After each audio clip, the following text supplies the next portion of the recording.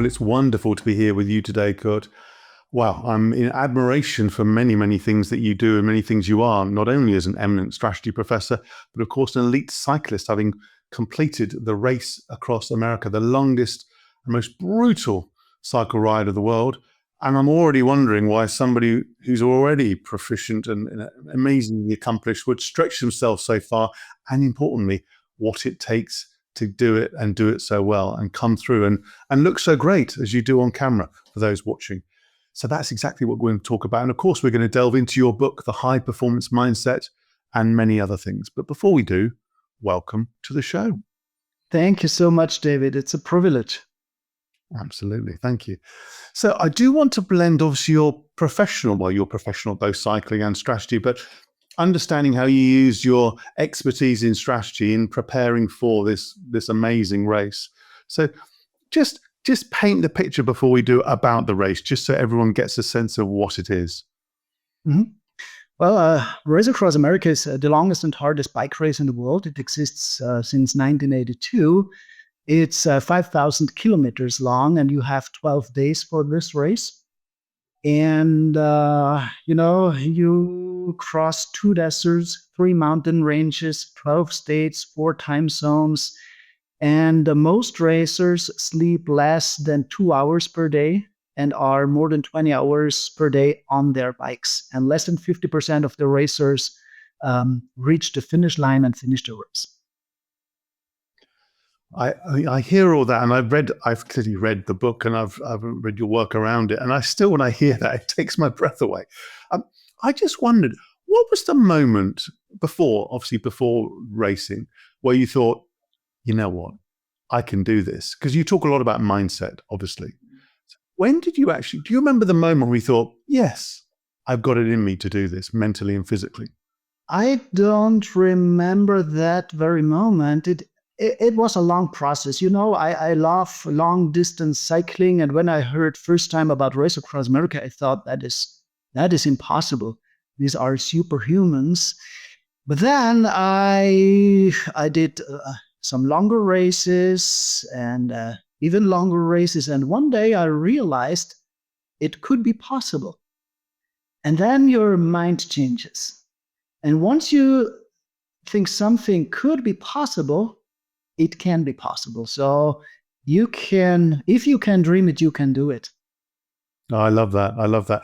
And the planning involved, I mean, the book outlines in some detail, and rightly so, how meticulous you are in the planning.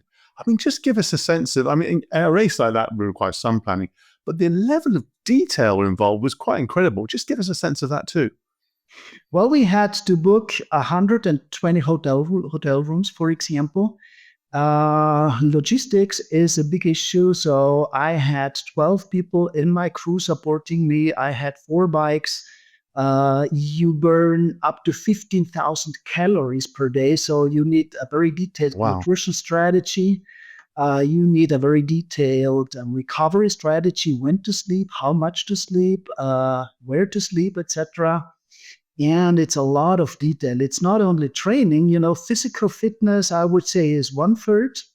1/3 is mental toughness, and 1/3 is having the right crew. So it's a lot of logistics, organizing, planning. It's about 1 year of planning and organizing only. And it's about 5 years of training. Wow. Let's delve into all of that then, the mental part of it.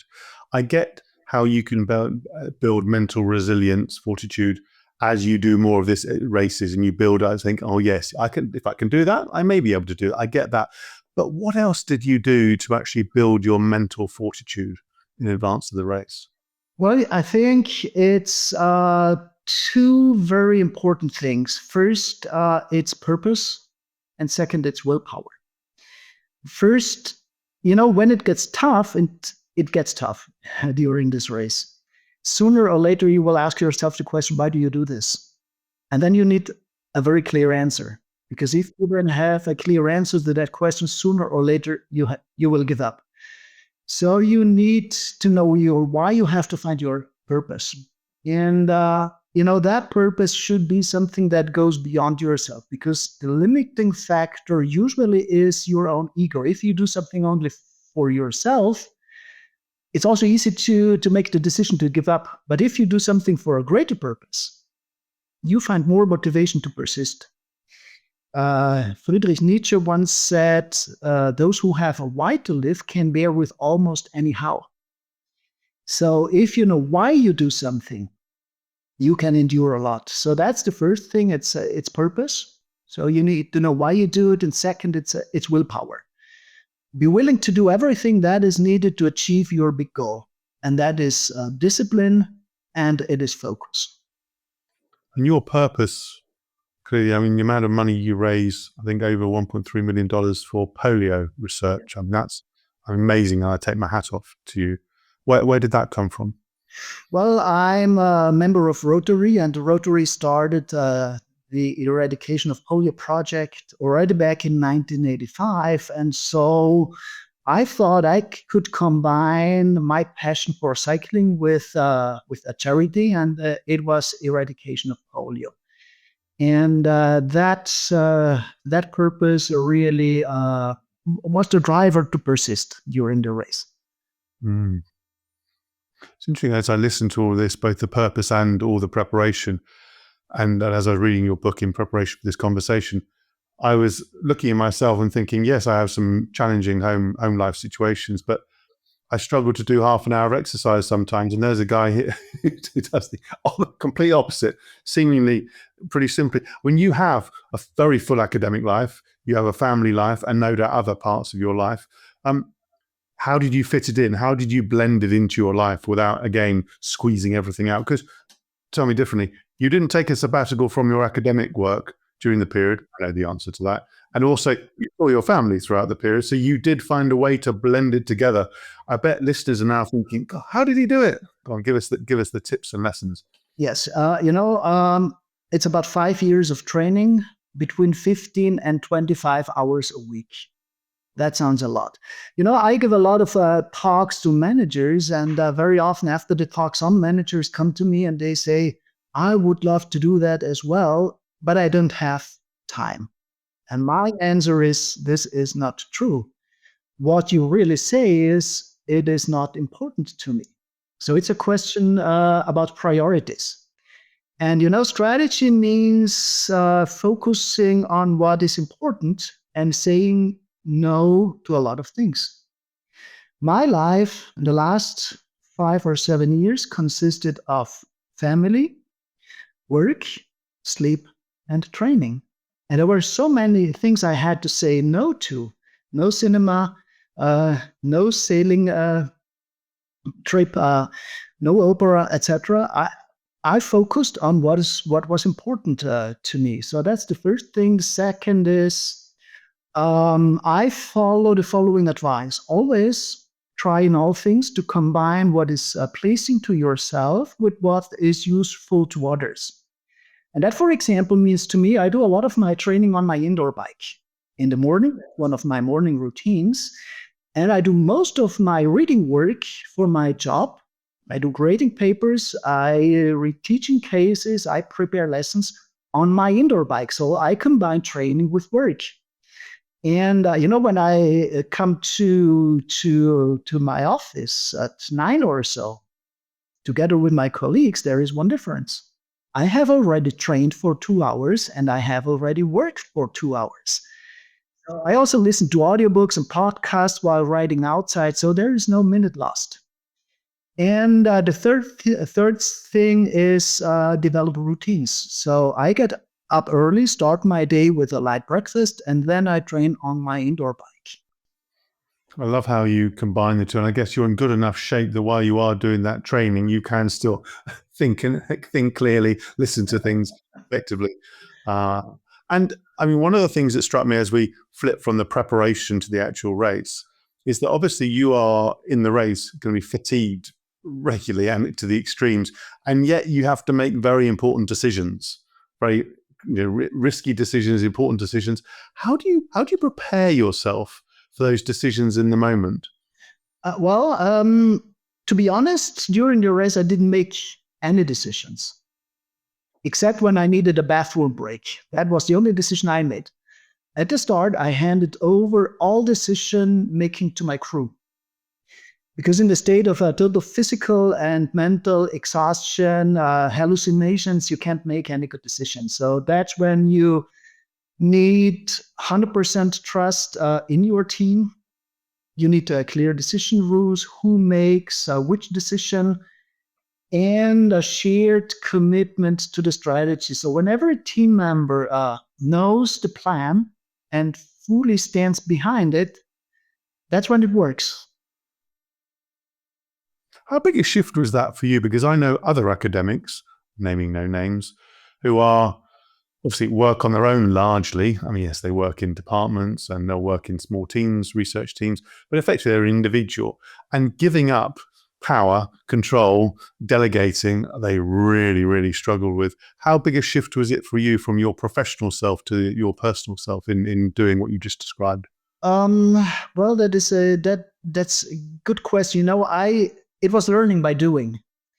Because I have done a lot of races before, shorter races, but also ultra cycling races. And I learned it does not work if you are the only person that makes the decisions. You need a strong team that supports you, that makes the decisions, etc. So I learned it by doing. At the beginning, it was difficult because I thought I am the one who is the racer.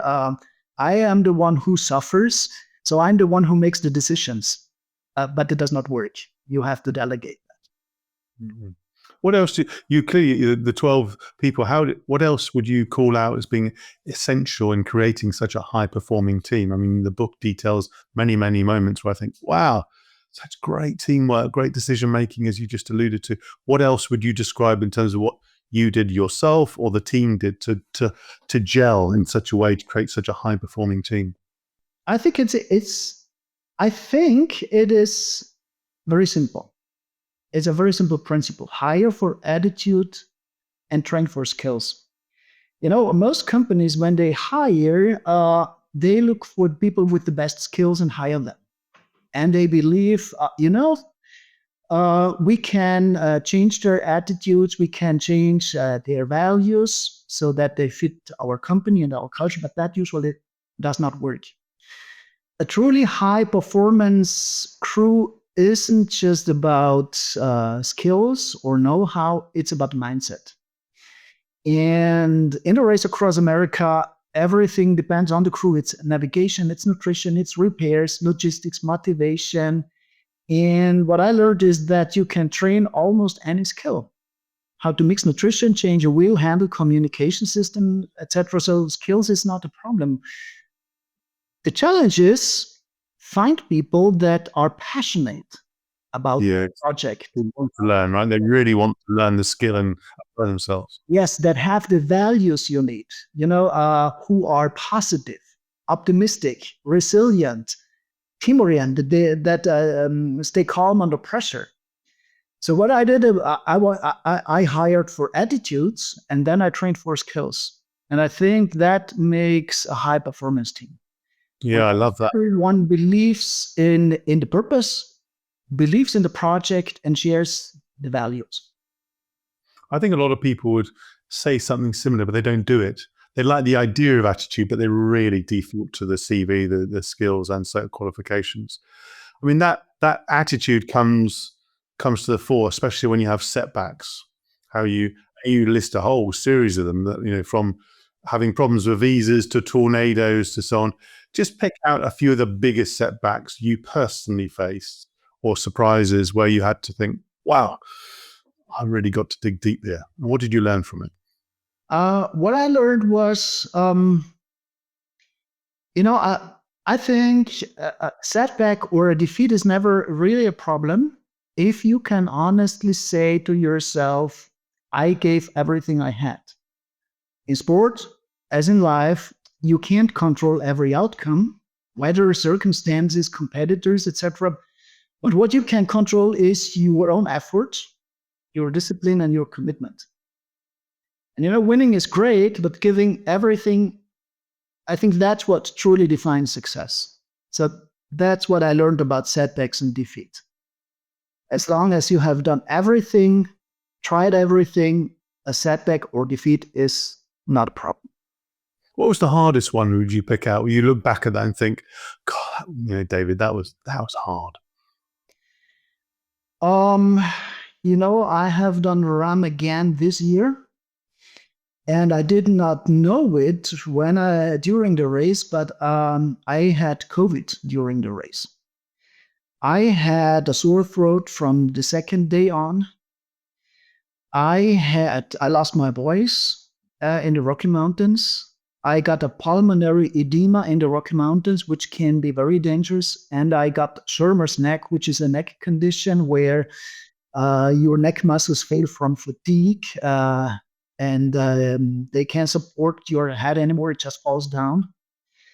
So that was really, really hard. But what helped me to get through it was, I think it was hope and optimism. Hope that after the next sleep break, it will get better.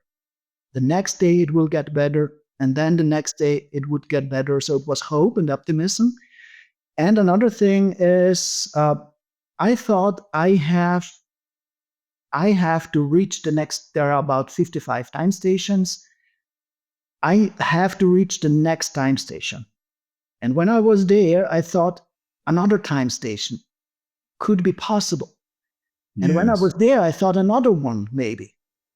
And then after a few days, I realized, well, we can finish this race.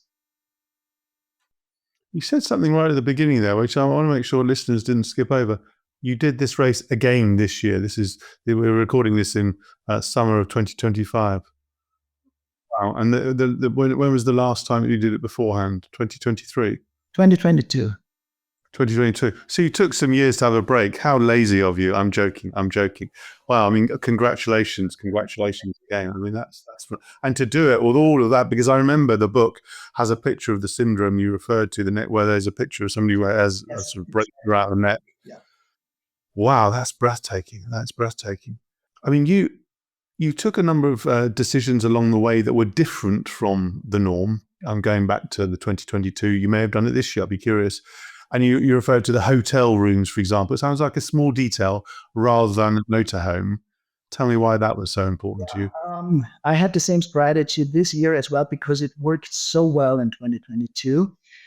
Let me briefly explain how I came up with this very unconventional strategy. So, you can do this race with the attitude, see what happens. You need a very solid plan. You need a strategy for nutrition, recovery, sleep, pacing, and everything. And so you have to develop your own strategy. But there was one thing that really puzzled me when I prepared for this race. It's the fact that less than 50% of all racers finish the race. Less than 30% of the rookies finish the race.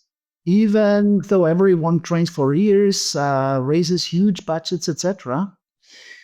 So what I did was I studied every possible reason for failure and realized, most riders copy the strategy of Christoph Strasser. He is the 6-time winner and record holder. His record is 7.5 days. So he rides about 650 kilometers per day on average. Can you imagine that? And I can't. He rides with almost no sleep. He is on his bike for more than 23 hours per day for 8 days. He sleeps an average of about 50 minutes per day. And you know what? That strategy works for him, but not for most other racers. And most other racers just copied this strategy because this is the strategy of the champion.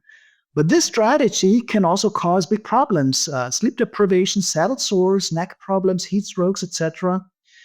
So what I did was I flipped the script. Instead of minimizing rest, my idea was I have to maximize rest. So I rode only 20 hours a day. I took longer sleep breaks. I slept in hotel rooms. And the idea was I would fall behind at the beginning of the race. But as I recover more, I would catch up in the second half of the race. And it worked. I ran twice on the podium in my age group. Amazing. And top 10 overall. And the lesson was, as an underdog, And I was an underdog in this race, 56 years old, a university professor. I never was a professional cyclist. As an underdog, you can compete at the world-class level, but not copying the strategy of the champions simply. You need your own strategy. And it takes very often an outsider to see things totally different, to challenge assumptions. And then it also takes the courage of an outsider to do things totally differently. And coming back to the hotel strategy you mentioned, so that was part of the strategy. I slept in hotels for two reasons. First, because I could recover better in hotels than in a car or in a motorhome. And second, 5,000 kilometers, that's incredibly long. When you are at the start of the race and you think the finish is 5,000 kilometers away, that's massive. So what I did, I booked hotels, and by booking hotels, I broke those 5,000 kilometers down into 11 stages. So when I was at the start, my primary goal was today, I have to reach Yarmel, 650 kilometers, because there I will be rewarded with a 2-hour sleep break in a hotel.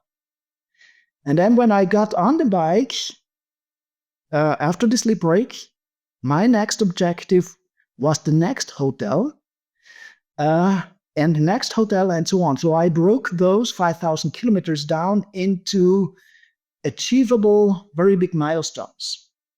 And then every daily stage I broke down into 8-hour units mentally, but also physically, because every 8 hours my follow vehicle changed and I got 15 minutes of break. And then I broke those 8 hours down into 4-hour units, because every 4 hours I got 5 minutes of break. And then I broke those 4 hours down into 1-hour units, because every hour I got a little bottle of liquid nutrition. And that little bottle of liquid nutrition, that got a very important symbolic meaning for me, because every time my follow vehicle approached me with the bottle of liquid nutrition, I knew another hour is done on my way to Annapolis. So it's important to have this very big goal, but it's at least as important to break it down into many small pieces, quick wins, and celebrate even the smallest successes. This gives you a sense of achievement, and you know that you're making progress. I love that. Chunking, behavioral terms, and as you say, creating your own path rather than following that. And you said right at the beginning, studying failure, actually not just talking about it, but really understanding failure points. That's incredible. And it's a big effort, I imagine, to mobilize not only the team, but to fund this whole effort. I mean, that's a big effort. Tell me a little bit about that. Well, the budget is about 65,000 euros. And Okay. it's quite difficult to find sponsors, because it's not very well known in the public. It's not so much in the media. And what I learned is it's easier to find sponsors if you have a story to tell. And Yes. our story to tell was, we do the race, but you contribute to one of the biggest charity projects in the history of Race Across America. With your little contribution of a few $1,000s, you make a charity project possible with an amount of now over $4.5 million. So you need the story to tell. That's very compelling. I want to come back to the theme that you talked about a lot, which is obviously the precision of the planning, using those small moments, the hour, the 15 minutes. How do you avoid that tipping into rigidity? Because I know people in different walks of life who are very precise in how they lead their life. And it works beautifully. But when there's not necessarily a big setback, but something that doesn't work, for whatever reason, they either get irritated, they become rigid, they become frustrated. So how do you balance that precision with the flexibility you need to keep making those, or your team making those decisions for you? Let me start with a little story.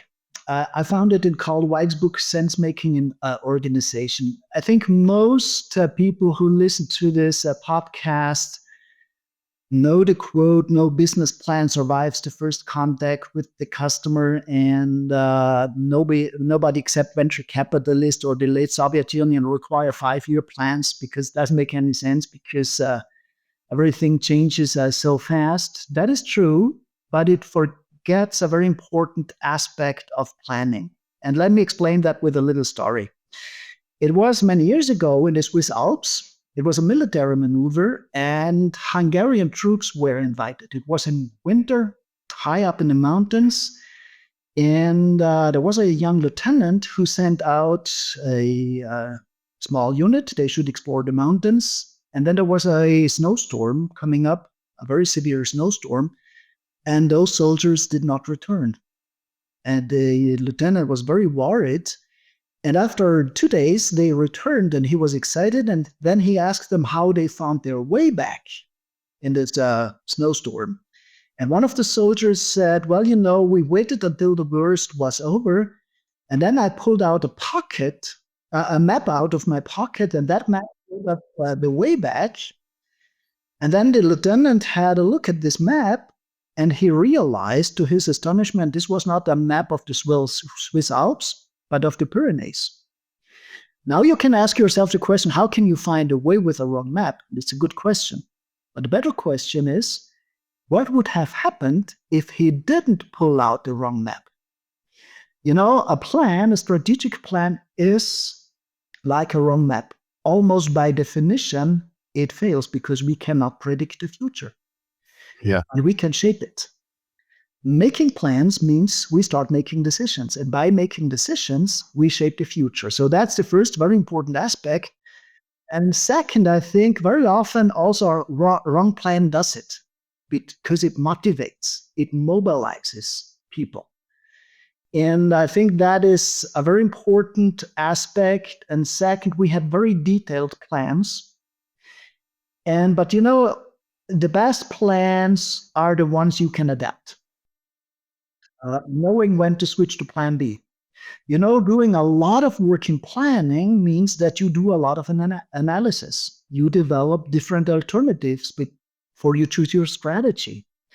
And if that strategy does not work, it's easy to switch to plan B, because you have already done so much analysis. Yes. If you don't have done that, and something changes, people panic, because they don't know what to do. But if you have done your homework, if you have your plan Bs, it's easy. For example, we had very detailed plans, and we had a lot of plan Bs. For example, what if we do not reach a hotel? That's a big challenge. So the plan B was very simple. Every follow vehicle was set up to transform into a bed within 5 minutes. So that was the plan B. So the best plans are the ones you can adapt. Yeah, that's a great story, a great lesson. Let's talk about your re-entry into the rest of your life once you finish the Race of America. You've been massive, grueling mental and physical achievement, endorphins flowing, and then it stops, it finishes, and you're back into, inverted commas, normal life. Mm-hmm. How did you handle that transition? What did it feel like? For many, having achieved such a big goal means emptiness afterwards. This is what many tell you, emptiness, even depression. So what you need to do is you need to think about what you do after you have achieved the big goal before you have achieved it. And what I did was I decided to write a book. So I could fill this emptiness with writing the book. I think that was the biggest or the most, a big lesson I learned. How much cycling did you continue to do after you finished it? Was it something you just continued to do because it's, you love keeping fit, it's an activity? How much do you? I know some people, not necessarily cycling, but other pursuits, who literally just stopped for a number, not just injury, but just stopped and then brought it back. Others have sort of continued it. What was your cycling modus operandi, if you like, after the race? I have done some other races. In the meantime, I have done North Cape 4000 in 2023. So that was from Turin in Italy to the North Cape, 4,400 kilometers unsupported, which means without a crew. It was a great experience. Last year, I did Race Around Poland, which was the Ultra Cycling World Championships. Also a great experience. So I do one race a year. More than one is not possible. But I decide late in fall what I do next year, every year. If you think about your academic life, your professional self for a moment, and you think about your trajectory or your development, and obviously you've had a stellar career, one of the most cited strategy professors in the world. How has the experience of Race of America and the other races you just mentioned, what has that contributed to your academic career? What have you learned? What is it given you? I think biggest lesson is if you can dream it, you can do it. There is almost nothing that cannot be achieved if you are excited about the big goal, if you have the willpower to do everything that is needed, and if you surround yourself with the right people that support you. So there is almost nothing that really scares me, because I think I know you can achieve a lot. Everyone can achieve the impossible. What's most encouraging for what you've said just now and throughout this conversation is, even if there are serious, significant setbacks, like real physical ones, and how you're feeling in yourself, the way you work through them, either by chunking it down, relying on your team, thinking about the cause, there are ways to work through even the most difficult moment. You have choices. Again, what you're doing is you're practicing strategy for real, which is so refreshing to hear. I mean, one thing I would say as a foundation, and certainly not prying into anything private, is, you're a family man. And obviously there are some people I know who've gone through elite performances who have come out stronger. Some have talked about the sacrifices they've had to make. How, again, without delving in, but how did you create the conditions for your family to think, hey, this is a good thing, we're supportive, not think, we're not going to see him for 6 months again, oh gosh, and build resentment? Okay, what were the features that you would be willing to share? And important for executives and elite professionals elsewhere. Yeah, what I hear very often is how many sacrifices are needed for such a thing. And my answer is, I love to quote Nicholas Hayek, founder of Swatch and savior of the Swiss watch industry. He once in an interview was asked how much he had to work to achieve all that. And his answer was, I never worked in my life. I enjoyed myself all the time. So he has done what he really loved. It was his passion. And cycling is my passion. So it's not a sacrifice for me to train so much or to not being able to go to a sailing trip or something. I love it. I do what I love. And I think that is very important. And my 2 boys, they are grown-ups. They live their own life now. But I think that they realize that cycling makes me happy. And so they are happy with that and they support it. And I also think that they are proud of what I have achieved. Yeah, that's wonderful to hear. In all of our conversations on Matzler on the Line, we always have 2 or 3 questions at the end to delve further into you and your thinking, feelings, emotions, and philosophy. You touched on some of it, but I want to drill down a bit further. Your biggest superpower, Kurt. What is your biggest superpower? I think it is persistence. No kidding. No kidding. Ability to keep going with a focus and discipline long after most people stop. Absolutely. And yes, And because your I'm biggest so convinced about what I'm doing, I'm so focused on that. So I think it's persistence. It's a passion combined with that persistence. That's amazing. And on the flip side, what's your biggest weakness? I think it comes with it. It's sometimes I'm impatient, especially when I move faster than others and they're not yet ready. Sometimes I'm a bit impatient, and I have to work on that. I was struck by that because you have the academic world, from what I understand it, and I have many friends in the academic world. The research process is very slow for many publications. And to hear what you just said there, how do you deal with that? Because I know there's short-term things you can do. You can give lectures and executive education and so on. But the 5-year cycle from to publication, how do you, as somebody who's so driven and persistent but impatient, how do you deal with that?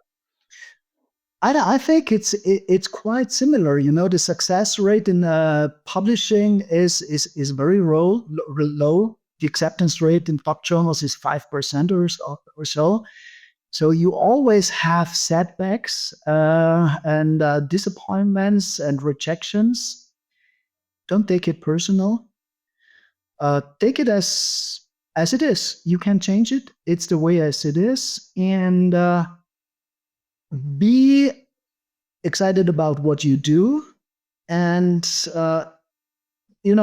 if the editors don't like it, well, it's their problem. Right. Love it. Love that. And more philosophically, what is the impact you're looking to have on the world around you through your work, through your endeavors? I want to show that with focus, passion, and discipline, people can achieve more than they can imagine in sports, in business, in life. And, inspire people to believe in themselves and grow beyond their boundaries. I think this is what really inspires me. It inspires me too, listening to that. And wow, that's amazing. And when you're having your best day, when you're doing your best work, everything's flowing, best form, what apart from cycling is important to you? What helps you in terms of habits or practices? I play the guitar, not very well, but I played a lot, and I have a partner. She sings, and enjoying that few moments we have is another great passion. Wonderful. Cool. Now that was a fantastic conversation. I mean, so uplifting. I love how you get into the specificities of how you plan, how you ride, how you work, how you live, whilst also how you nurture a mindset with this high performance. And it's very human as well. I mean, this is real life. And your last message about how we are all capable of extraordinary things. If we have that right mindset, we are persistent and diligent in what we do, and we believe in something.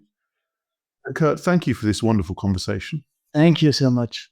That was another edition of Lancefield on the Line. I do hope you enjoyed this episode as much as I did. Please do check out the other episodes in this series. Sign up to the YouTube channel, to the podcast, give us a 5-star rating. And Kurt, thank you ever so much again. Thank you.